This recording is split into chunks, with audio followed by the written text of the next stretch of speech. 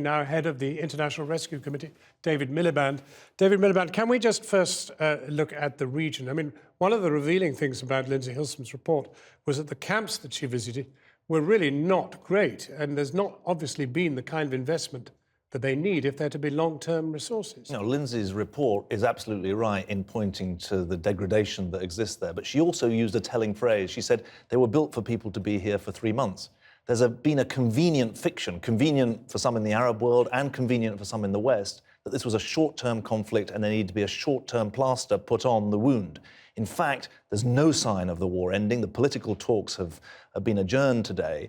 And the conference tomorrow that the British government have rightly called needs to not just increase the amount of aid, but put aid onto a wholly new footing that recognises the reality that this conflict is not ending, it's carrying on, and that the people who are suffering need economic as well as social help of a very different kind from that which they've had so far. Well, in fact, I mean, the British, and particularly David Cameron, have talked about actually investing in the places where people become refugeed. But there's no evidence of kind of long-term townships, employment, all the sort of things which might make life sustainable and keep people in the region so they can go home eventually. Well, credit where it's due. The government have called this conference with the UN and Kuwait to say precisely we don't just need more aid funding, we need economic financing. And there's essentially a deal to be done, which is that countries like Jordan and Lebanon, countries that have got 10-20% increase in their population with refugees, need a massive influx of support for their infrastructure development, for developing their economy with these millions of extra people. And on the other hand, the Syrians need to be allowed to work. We've been calling for 1 million work permits across the region so that these adults who are educated can get a chance to earn a living and their kids can go to school. Well, what about kids that are on the move? Because here we have these people stranded in Macedonia tonight.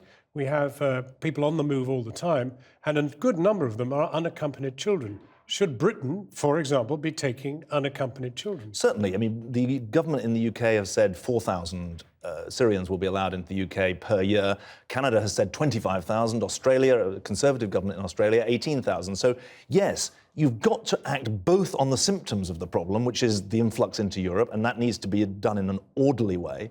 And secondly, you've got to get to the source of the problem. Ultimately, that's the war, but the degree of abuse of civilians within Syria, as well as the conditions in the neighbouring states, is what's driving this exodus. Because fundamentally, people don't want to leave the region. Sure, but I mean, the controversial issue is how many should this country take?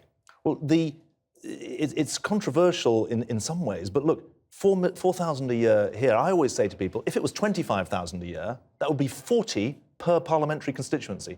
No one is going to tell me that my former constituency of South Shields would be overwhelmed by 40 per year. And I think that, in a way, people So is that the number you would advocate? For starters, that would at least match what the Canadians have done, who are half the population. Now, the only countries that are stepping up at the moment are Germany and Sweden, which has got its own problems. I think that it's right to describe a British approach as exemplary on the international aid front, but sorely lacking when it comes to the refugee resettlement. The truth is you need both, not just from Britain, but from countries right across the world. David Miliband, thank you very much indeed for coming in.